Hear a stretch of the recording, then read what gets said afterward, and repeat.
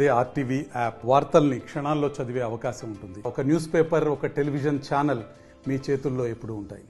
ఉమ్మడి నిజామాబాద్ జిల్లాకు ప్రాధాన్యం దక్కుతుంది కాంగ్రెస్ పార్టీలో. మొత్తంగా చూసుకోవచ్చు, ఉమ్మడి నిజామాబాద్ జిల్లాకించి గత అసెంబ్లీ ఎన్నికల్లో పూర్తిగా కాంగ్రెస్ పార్టీ 4 స్థానాలు కైవసం చేసుకుంది. అందులో ముఖ్యంగా మరొక స్థానంకు సంబంధించిన బాన్స్వాడ నుంచి మాజీ స్పీకర్, మాజీ మంత్రి పోచారం శ్రీనివాసరెడ్డి కాంగ్రెస్లో జాయిన్ కావడంతో మొత్తంగా కాంగ్రెస్ పార్టీకి సంబంధించిన 5 ఎమ్మెల్యేలు ఉన్నట్లు చెప్పుకోవచ్చు.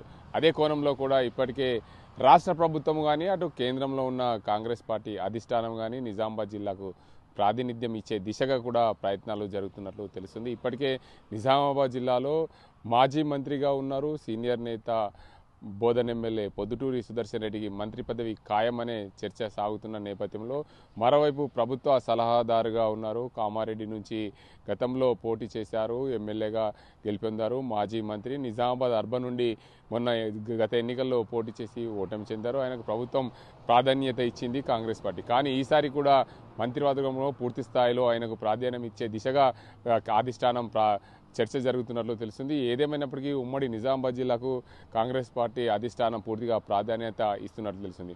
ఇటీవల కాలంలో చూసుకోవచ్చు, ఏదైతే నిజామాబాద్ జిల్లాకు పీసీసీ పీఠం దక్కడం, దాంతోపాటు మరో 2 మంత్రి పదవులు వస్తాయనే ఊహాగానాలు అందుకున్నాయి.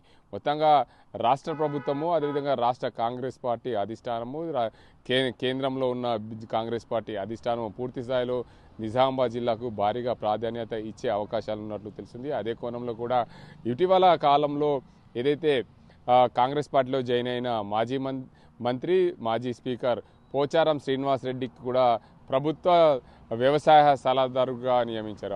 అందులో భాగంగానే చూసుకోవచ్చు, ముఖ్యంగా అందరికీ కూడా పదవులు దక్కే దిశగా, పదవులు ఇచ్చే దిశగా ప్రభుత్వం ఆలోచన చేస్తుంది. కాంగ్రెస్ పార్టీ అదే కోణంలో కూడా సముచిత స్థానం అయితే దక్కింది. కేబినెట్ హోదా ర్యాంకులో వ్యవసాయ సలహాదారుగా పోచారం శ్రీనివాసరెడ్డికి ఇవ్వడం ప్రాధాన్యత సంతరించుకున్నదని చెప్పవచ్చు. ఇటీవల కాలంలో నిజామాబాద్ జిల్లాకు పీసీసీ పదవి దక్కడం, అందులో భాగంగా మరో 2 మంత్రి పదవులు వస్తాయని ఊహాగానాలు అందుకున్న నేపథ్యంలో ఎట్టకేలకు నిజామాబాద్ జిల్లాకు కాంగ్రెస్ పార్టీ ప్రాధాన్యత ఇస్తున్నట్లే తెలుస్తుంది. అదే కోణంలో కూడా పూర్తిగా రానున్న రోజుల్లో కాంగ్రెస్ పార్టీని బలోపేతం చేసే దిశగా అడుగులకు సిద్ధమవుతుంది. ఎందుకంటే గతంలో కాంగ్రెస్ పార్టీకి కంచుకోటగా ఉండే నిజామాబాద్ జిల్లా, అదేవిధంగా ప్రస్తుత తరుణంలో కాంగ్రెస్ పార్టీకి కొన్ని సీట్లు తగ్గాయి. అందులో భాగంగా బీజేపీకి సంబంధించిన ఎమ్మెల్యేలు గెలవడం, కాంగ్రెస్ పార్టీకి సంబంధించిన ఎమ్మెల్యేలు తక్కువ మంది గెలవడంతో పూర్తిగా కాంగ్రెస్ పార్టీ నిజామాబాద్ జిల్లా పైన ఫోకస్ చేసింది. అందులో భాగంగానే పీసీసీ అధ్యక్ష పీఠం, మరో 2 మంత్రి పదవులు కూడా ఇచ్చే దిశగా ప్రయత్నాలు అయితే సాగుతున్నాయి. ఏదేమైనప్పటికీ ఉమ్మడి నిజామాబాద్ జిల్లా వ్యాప్తంగా కాంగ్రెస్ పార్టీకి పూర్తిగా ఆ జిల్లాలో ఏదైతే ప్రాధాన్యత దక్కుతుందో అందులో భాగంగానే రాష్ట్ర వ్యాప్తంగా కూడా అన్ని జిల్లాలకు సముచిత స్థానం ఇస్తూ కాంగ్రెస్ పార్టీ ముందుకు సాగుతుందనే చెప్పవచ్చు. ఏదేమైనప్పటికీ రాష్ట్రంలో కాంగ్రెస్ పార్టీ అధికారంలోకి వచ్చిన తర్వాత రైతు రుణమాఫీ కానీ, ఇతర సంక్షేమ పథకాలు కానీ, రైతు భరోసా కానీ పథకాలతో ముందుకు సాగుతున్నట్లు, అదేవిధంగా మహిళలకు ఉచిత బస్సు సౌకర్యం లాంటి పథకాలు ప్రవేశపెట్టి ప్రజలను ఆకట్టుకొని అధికారంలోకి వచ్చింది కాంగ్రెస్ పార్టీ. అదే కోణంలో కూడా నిజామాబాద్ జిల్లాలో రానున్న స్థానిక సంస్థలు, అదేవిధంగా మరో అసెంబ్లీ ఎన్నికలకు కూడా ఇప్పటి నుండే సిద్ధమవుతున్నట్లు తెలుస్తుంది.